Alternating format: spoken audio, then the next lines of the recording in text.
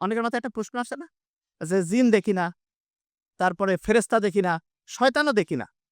এটার কি কোনো সায়েন্টিফিক ব্যাখ্যা আছে? আছে। শুনলে অবাক হয়ে যাবেন যে কি কন আপনি? সায়েন্টিফিক ব্যাখ্যা আছে? হ্যাঁ।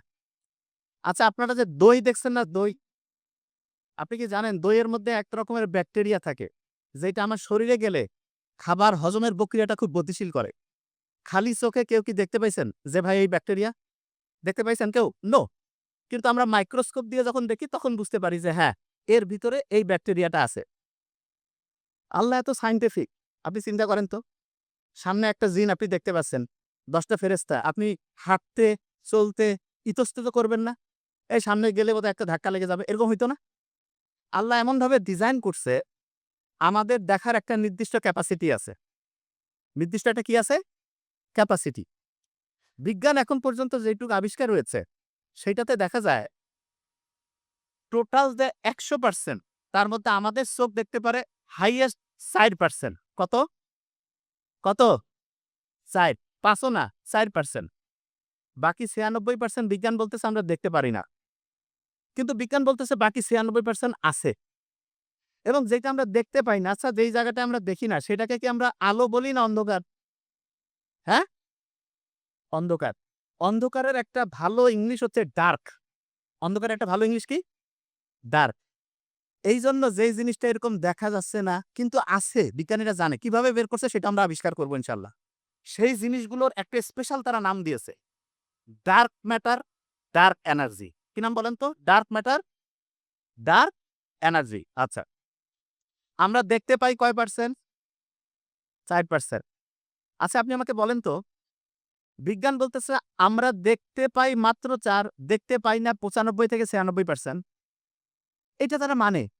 কিন্তু জিন আছে, ফেরেশতা আছে, তারপরে ওইটা শয়তান আছে। কোন বিজ্ঞানী কি আজ পর্যন্ত বলছে যে আমরা স্বীকার করে নিয়েছি জিন আছে, ফেরেশতা আছে, শয়তান আছে। কোন জায়গায় আর্টিকেল আসছে? আসে নাই। আচ্ছা। এখন প্রশ্ন হলো যে ভাইয়া বিজ্ঞানীরা তো এটা এখনো বলে নাই। আল্লাহ বলছে যে আছে। তাইলে আমরা কোনটা বিশ্বাস করব? কোনটা বিশ্বাস করব এই জায়গাটা আমরা আসবো। কিন্তু আমরা যুক্তি দিয়ে দেখব যে আসলে কোনটা বিশ্বাস করা উচিত। আচ্ছা আমাকে বলেন তো, এই পৃথিবীটা মানে যে জায়গায় আমরা থাকি, এইটা তৈরি হয়েছে প্রায় ৪৫০ কোটি বছর আগে। কত বছর আগে? ৪৫০ কোটি বছর আগে। আচ্ছা, আপনার আমার বয়স বেঁচে থাকলে ১০০, ১৫০, ২০০? ১০০ বছরের পরে হইল ধরেন ১০ গুণ বাড়াইলাম ১,০০০ বছর। আরো ১০ গুণ বাড়াইলাম ১০,০০০ বছর। আরো ১০ গুণ বাড়াইলাম ১,০০,০০০ বছর, ১০,০০,০০০ বছর, ১,০০,০০,০০০ বছর, ১০,০০,০০,০০০ বছর, ১০০,০০,০০,০০০ বছর, ১,০০০,০০,০০০ বছর। এরকম হয় না? তা বিজ্ঞানীরা বলতেছে এই পৃথিবীটা তৈরি হইছে প্রায় ৪৫০ কোটি বছর আগে। কত বছর আগে? আচ্ছা, অনেকের মাথায় একটা প্রশ্ন আসে যে ৪৫০ কোটি বছর আগে আবিষ্কার হইছে ওই সময় কি মানুষ-টানুষ ছিল? ছিল নাকি কেউ? যে ৪৫০ কোটি বছর আগে মানুষ ছিল? তা আমি অনেকের সাথে কথা বলি। অনেকে বলে যে এইলা বিজ্ঞানীদের আন্দাজে কথা। ৪৫০ কোটি বছর আগে কেউ ছিল না। ভোট যদি চুরি হয় রাতের আঁধারে তো ৪৫০ কোটি বছর আগে লোকে ছিল না। তাহলে আসলে কি হইছে নাই কে জানে? ঠিক না? এরকম প্রশ্ন আসে না? এই কথা কন না কেন? মাথায় আসে না? আচ্ছা, আপনারা আজকে নিজে সব বের করে ফেলবেন। যে ৪৫০ কোটি বছর আগে পৃথিবী যে তৈরি হইছে এটা সত্যি না মিথ্যা সেটা আমরা আপনি আবিষ্কার করব। যে ভাই কিভাবে করবেন? খুব মজার একটা জিনিস আছে। ধরা যাক এই ভাইয়ের পকেটে ৳১,০০০ আছে। কত টাকা? ১,০০০। আমি বলছি যে এই ভাইয়ের পকেট থেকে অটোমেটিক ৳১,০০০ অর্ধেক হইলে কত টাকা হবে? কত? ১,০০০ এর অর্ধেক কত? ৫০০। আল্লাহ দেখেন কত সায়েন্টিফিক। পৃথিবীতে বিভিন্ন মৌলিক পদার্থ আছে, বিভিন্ন উপাদান আছে। এগুলোর অর্ধায়ু বলে একটা জিনিস আছে।